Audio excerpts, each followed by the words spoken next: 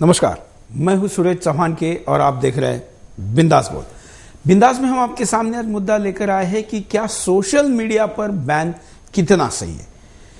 देश में पिछले दिनों जो भी आसाम में हुआ और उसके बाद खास करके मुंबई के आज़ाद मैदान में हुआ, उसके बाद जिस तरीके से पूर्वोत्तर भारतीयों का पलायन हुआ, उसके बाद सरकार ने कहा कि हम सोशल मीडिया पर अफवाह फैलाने के एवज में बैन लगाएंगे।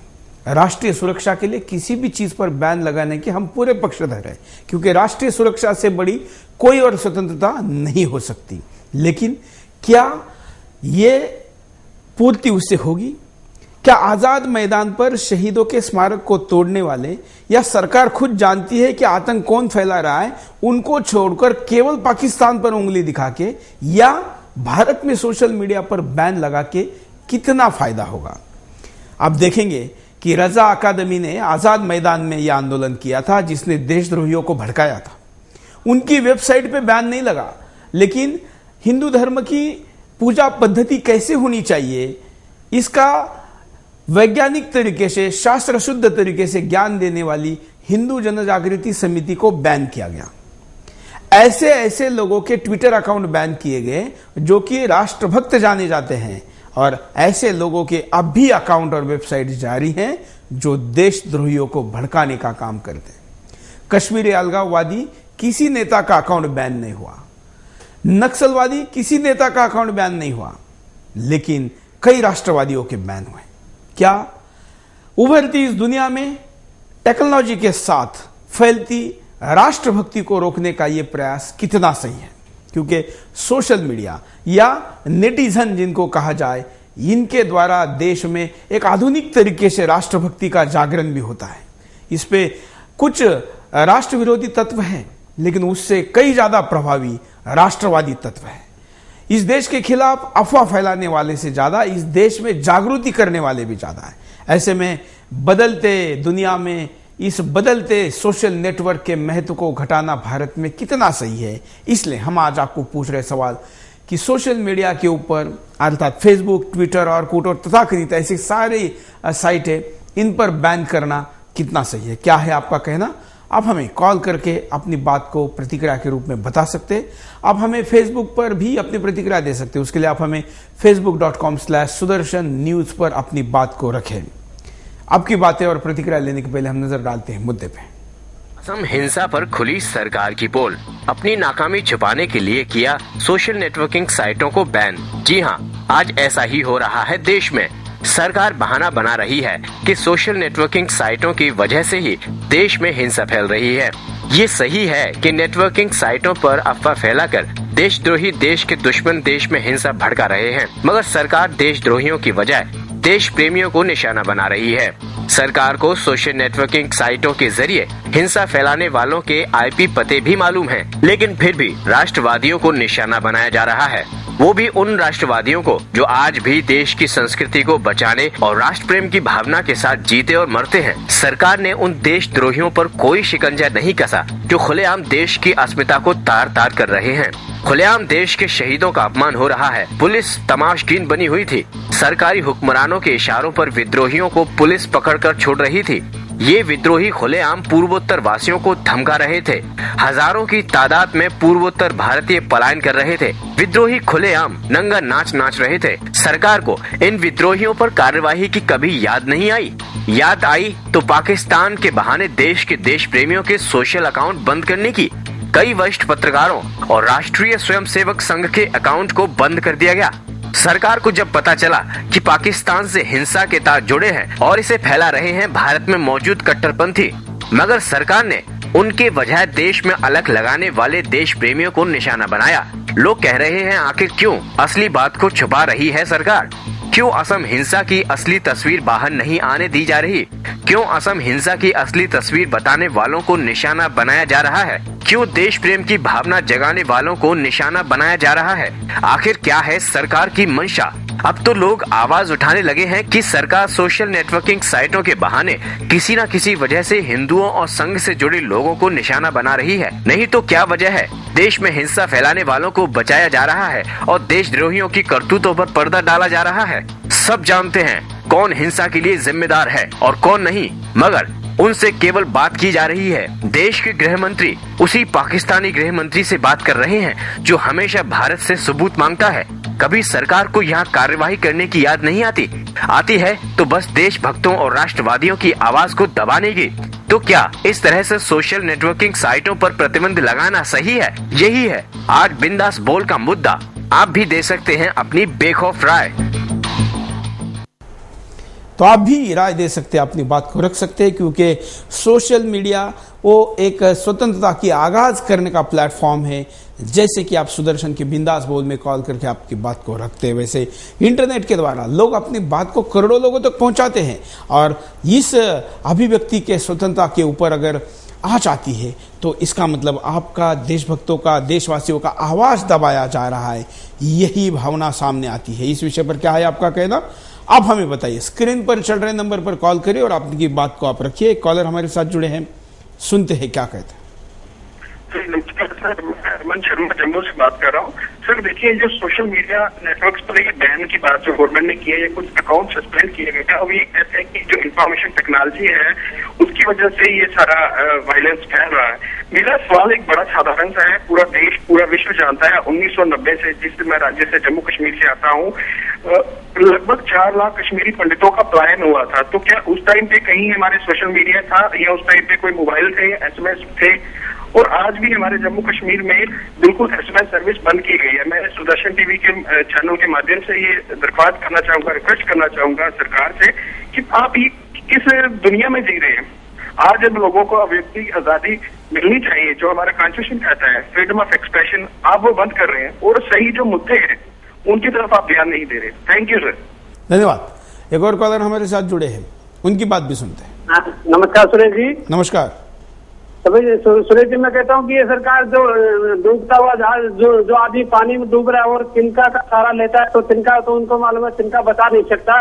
वो ये सोचते हैं कि सोशल मीडिया पर, कोई भी मीडिया पर पाबंदी लगा के यहाँ पर जो कुकर्म किए ना, उनको छुपाने के लिए अपना कुकर्म छुपाने के लिए कर रहा है। ये तो पूरा मीडिया पर ही पाबंदी लगाने के लिए सोच रहा है, लेकिन ऐसा होगा नहीं। और लोकपाल बिल आज नहीं तो कल आएगा, कल नहीं तो परसों जरूर आएगा। अभी पब्लिक जाग चुकी है। अगर लोकपाल बिल नहीं आता तो मिस्र में जैसा, लीबिया में जैसा हाल हो रहा है ना, वो ऐसा यहाँ पर भी होगा। और हमारा नया तरीका से एक अधूरी आजादी है, उसको पूरा करने के लिए हम नया एक, इनको सरकार को कुछ भी करने नया तरीका अपनाना पड़ेगा। धन्यवाद। और एक कॉलर से बात करते हैं, आप भी कॉल कर सकते हैं। नमस्कार। नमस्कार, जम्मू से बोल रहा हूँ। बोलिए। हेलो, क्या कहना है आपका? सर, जम्मू से बोल रहा हूँ। मैं अभी टीवी न्यूज देख रहा था। जैसे कि केजरीवाल जी बोल रहे थे कि बीजेपी और कांग्रेस आपस में दोनों मिले हुए हैं। आज के मुद्दे पे कुछ आपका कहना है? मैं ये कहना चाहता हूँ कि जैसे उन्होंने बोला है बीजेपी। धन्यवाद। हम कहेंगे कि जिस दिन जिस मुद्दे पर हम बात करें उसी विषय पर आप बात करें तो ज्यादा अच्छा होगा, क्योंकि हम किसी विषय को लेकर आपके सामने आते हैं और प्रयास करते हैं कि उस विषय का स्थिति क्या है, उस विषय का कारण क्या है, उस विषय के परिणाम क्या होंगे, और अंतिमतः हम उपाय तक जाते हैं। तो उस विषय को न्याय देने के लिए उस 1 घंटा भी कम पड़ता है, ऐसा आप खुद लोग कहते हैं। ऐसे में हम विषय का विषयांतर नहीं होना देना चाहते। हम आपको कारण दिखाते हैं कि क्यों हम आपको पूछ रहे हैं ऐसा। सरकार की असम हिंसा की असलियत को दबाना। सरकार किसी भी तरह से असम हिंसा की सही तस्वीर को सामने नहीं आने देना चाहती। जो लोग असम हिंसा की सही तस्वीर बता रहे हैं, उन्हीं लोगों के सोशल नेटवर्किंग साइट के अकाउंट्स को बंद किया जा रहा है। ये वरिष्ठ पत्रकार और राष्ट्रवादी लोग सरकार और असम हिंसा की असलियत को बयां कर रहे थे। नेटवर्किंग साइटों के बहाने अपनी नाकामी छुपाती सरकार। असम हिंसा जिसकी वजह सरकार रही, उसकी नीतियां रही। ये नीतियां ही आज असम के लोगों को दर बदर भटकने और डर के साए में रहने को मजबूर कर रही हैं। अब सरकार उन लोगों के अकाउंट्स को बंद कर रही है जो सरकार की विफलता को सामने ला रहे हैं। इन राष्ट्रवादी लोगों के सोशल नेटवर्किंग अकाउंट सरकार के लिए सिरदर्द बन गए। सरकार को हिंसा फैलाने वालों से कोई लेना देना नहीं है। कट्टरता को बढ़ावा देती सरकारी नीतियां। अब तो लोग आवाज उठाने लगे हैं कि सरकार ही कहीं ना कहीं कट्टरपंथियों को पोषण दे रही है। नहीं तो ऐसी फिर कौन सी वजह रही है जो आजाद मैदान पर खुलेआम कट्टरपंथी अपना नंगा नाच नाच रहे थे और सरकार हाथ पे हाथ बैठे देख रही थी? क्यों सरकार ऐसे लोगों पर अंकुश नहीं लगाती? क्यों सरकार को राष्ट्रवादियों की सोच से डर लगता है? देश की सुरक्षा से खिलवाड़ करती सरकार। सरकार के पास सोशल नेटवर्किंग साइट्स पर हिंसक तस्वीरें फैलाने वाले लोगों के फुल प्रूफ आईपी एड्रेसेस हैं, फिर भी सरकार उनका कुछ नहीं बिगाड़ पाई। देश और विदेश के विद्रोही आराम से अपना खेल खेल रहे हैं, मगर सरकार देश प्रेमियों और राष्ट्रवादी शक्तियों को निशाना बना रहे हैं। ऐसे में लोग सवाल कर रहे हैं कि ये सरकार किस नीति की ओर जा रही है? देश को तोड़ने वाली नीति की तरफ या फिर देश को बचाने वाली नीति की तरफ? देश की एकता और अखंडता से खेलती सरकार। ऐसा लगता है सरकार की नीतियां देश हित की नहीं, राजनीतिक हित की बनती दिख रही हैं। देश के बिगड़ते हालातों को देखकर तो लोग यही कह रहे हैं कि सरकार हर ओर देश की सुरक्षा से खेल रही है। कट्टरपंथी हर तरह से देश की अस्मिता पर हमला कर रहे हैं। देशवासी अपने देश में ही सुरक्षित नहीं है, तो आप ऐसे में खुद ही महसूस कर सकते हैं अपने देश के बिगड़ते हालातों को। कुछ कॉलर से बात करते हैं। आज काफी कॉलर वेटिंग में है और हम कहेंगे हम आपको ज्यादा से ज्यादा लोगों का मौका देंगे बात करने का। नमस्कार। हाँ जी, नमस्ते सर। बोलिए। हेलो, नमस्ते चौहान सर। बोलिए, क्या कहना है आपका? हाँ, मैं मिलिंद महाजन बोल रहा हूँ जकार्ता से। सर, ये जो सोशल मीडिया पे सरकार प्रतिबंध लगाना चाहती है, इसका मेन कारण तो यही है कि लोगों की अभिव्यक्ति जो दुनिया भर से जो राष्ट्रवादी और देशभक्त लोग हैं, अपनी अभिव्यक्ति सोशल मीडिया के जरिए बयां कर सकते हैं। और ये जो निकम्मी सरकार है, इनको मालूम है कि इनका जो एक भी काम हो रहा है वो किसी भी अच्छे नागरिक या कोई भी जो भारतीय है, चाहे दुनिया की किसी भी कोने में हो, उनका सपोर्ट नहीं करने वाली। तो इसलिए वो चाहते हैं कि जो सोशल मीडिया से उनको सपोर्ट तो मिलना नहीं है, लेकिन उनके ऊपर हमेशा जो तीखे प्रहार होने वाली है, तो प्रतिबंध लगाने से वो बंद हो जाए। बिल्कुल। और वैसे ही ये सरकार तो हर काम में अपना उल्टा ही काम करती आ रही है। जैसे पाकिस्तान वाले लोग यहाँ पे अपने भारत में आके ये सब आतंकवादी या विधियां चलाते हैं, फिर भी वहाँ पे जाके सेक्रेटरी से लेके पंतप्रधान तक सभी हर लेवल में जाके हाथ हिलाने का काम करते हैं। बिल्कुल, धन्यवाद। एक और कॉलर से बात करते हैं, आप भी कॉल कर सकते हैं। नमस्कार। हेलो सर, बोलिए। मैं अनुज बोल रहा हूँ अजमेर से। सर, सोशल मीडिया पर प्रतिबंध सर लगाना सही नहीं है सर, इसको क्योंकि सरकार को तो नुकसान है लेकिन जनता को तो फायदा ही है इसमें। सर, सरकार चाहती है कि हमारी बोलने को लिए, इसलिए सर वो सोशल मीडिया पर प्रतिबंध लगाना चाहती है।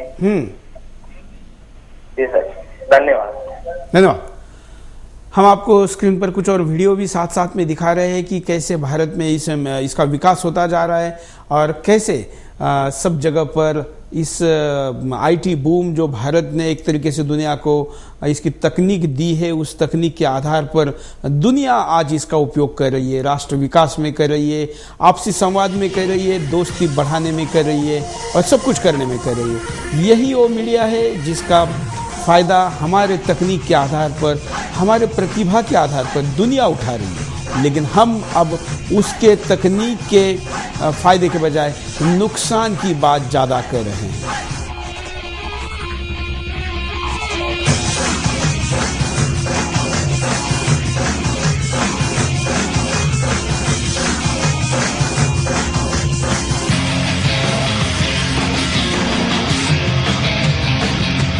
विशेष बात यह है कि भारत में ये सोशल मीडिया के जो फीचर्स हैं, जो फैसिलिटीज़ हैं, जो सर्विसेज हैं, उसका सबसे ज़्यादा उपयोग होता है। वो चैटिंग से लेकर ब्लॉगिंग के विभिन्न जितने पहलू हैं उन सब का हो। फेसबुक की यूज़र की संख्या दुनिया में सबसे ज़्यादा भारत में है। ऑर्कुट से लेकर कोई भी साइट जो भी सोशल मीडिया में आती है, वो अगर भारत में रिप्रेजेंट नहीं करती है तो वो दुनिया में छा नहीं सकती, क्योंकि इतनी बड़ी संख्या में लोग भारत में जुड़ गए हैं। कई देशों की आबादी से भी ज़्यादा लोग भारत में सोशल नेटवर्किंग साइट पर हैं। ये उसका कुछ ग्राफ दिखाता वीडियो हम आपको दिखा रहे हैं कि कैसे भारत में ये बढ़ता गया।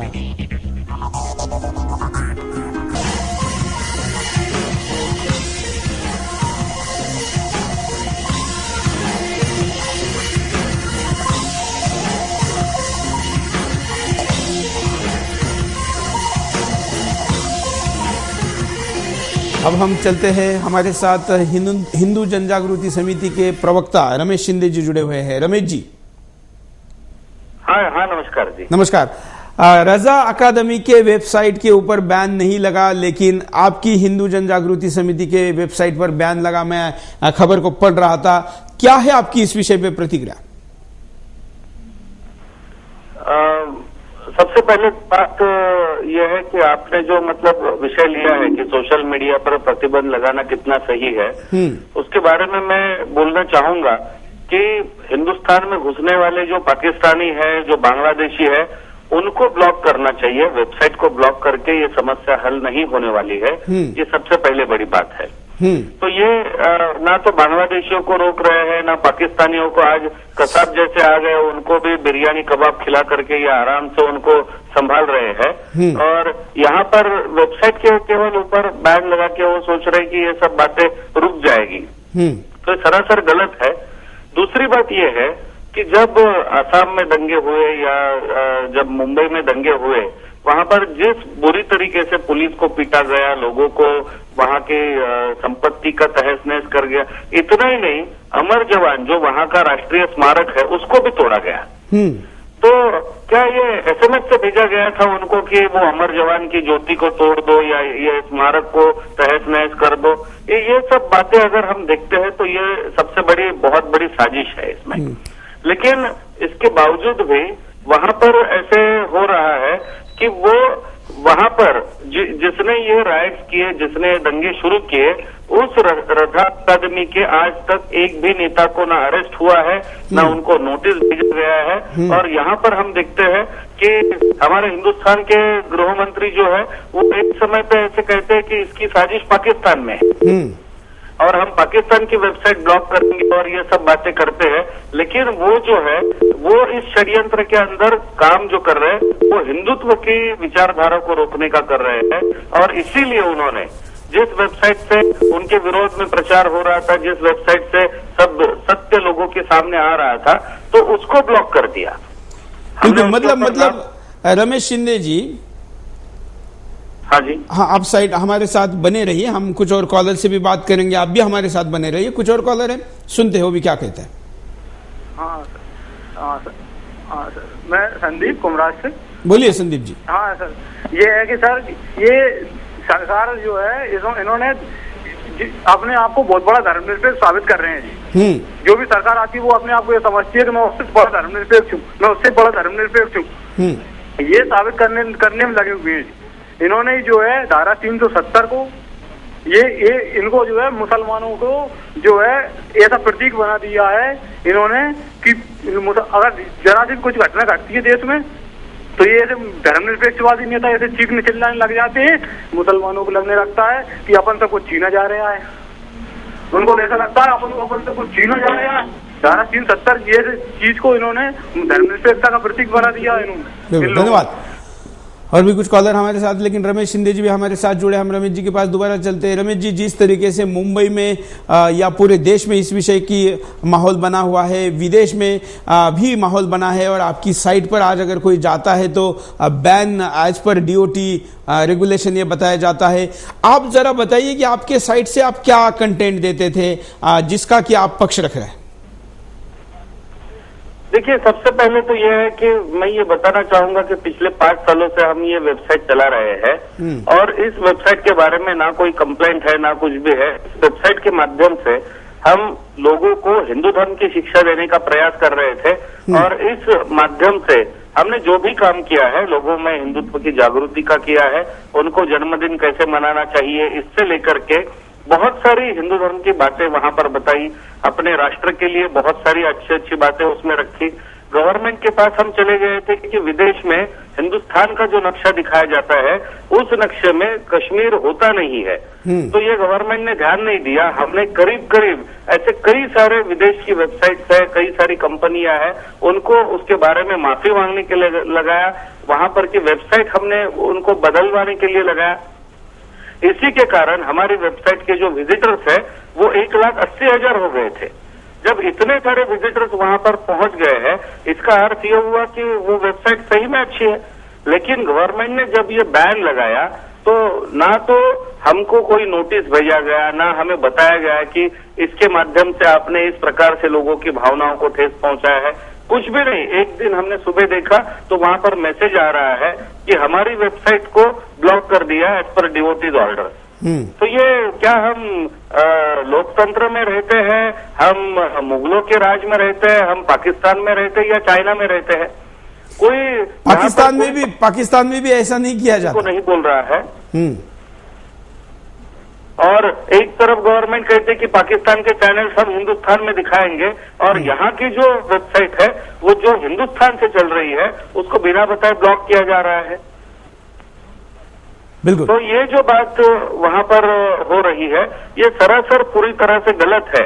और जो दंगा करने वाले हैं, जो मतलब उदाहरण के स्तर पर ये शरिया फॉर हिंद, जिसको ब्लॉक करने के लिए दिल्ली के कोर्ट में जाना पड़ा था, रजा अकादमी जिसने दंगे शुरू किए, ऐसे ही जमाते इस्लामी हिंद, तहरीक हुर्रियत जम्मू कश्मीर जो आतंकवाद फैलाती है, पॉपुलर फ्रंट ऑफ इंडिया जो सिमी की एक गठबंधन है, ये सारी वेबसाइट चलेगी। और हिंदुत्व के नाम पर कोई अगर काम करेगा तो उसको इस दंगों के नाम पर बंद कर देना ये बहुत बड़ा षड्यंत्र है। और गवर्नमेंट ये चाहती है 2014 के इलेक्शन को सामने रखकर, उनको पता चल गया कि अपना कुछ होने वाला नहीं है, तो अब इस माध्यम से वो षड्यंत्र कर रहे हैं, ऐसा हमारा पूरी तरह से यहाँ पर कहना है। धन्यवाद रमेश जी, धन्यवाद, आपने टाइम निकाला। हमारे साथ एक और कॉलर जुड़े हैं, हम उनके पास भी चलते हैं। नमस्कार। नमस्कार, बोलिए। आनंद पांडे फ्रॉम बरेली। हाँ, नमस्कार। आनंद पांडे फ्रॉम बरेली। हाँ बोलिए, क्या कहना है आपका? जो भी गवर्नमेंट, हेलो, हाँ, ये सरकार जो भी कर रही है, हाँ, ये बिना सोचे समझे कर रही है। हेलो, बोलते रहिए आप। हाँ, ये सरकार जो भी कर रही है ये बिना सोचे समझे कर रही है। जो भी ये वेबसाइट बंद कर रही है इसको पहले सूचना देना चाहिए। और क्या इसको पाकिस्तान और बांग्लादेश की अंदरूनी बातों का खबर नहीं है? अभी तक इसको विश्वास नहीं है कि ये पाकिस्तान और बांग्लादेश के बारे में क्या जानती नहीं है? असलियत। बिल्कुल, धन्यवाद।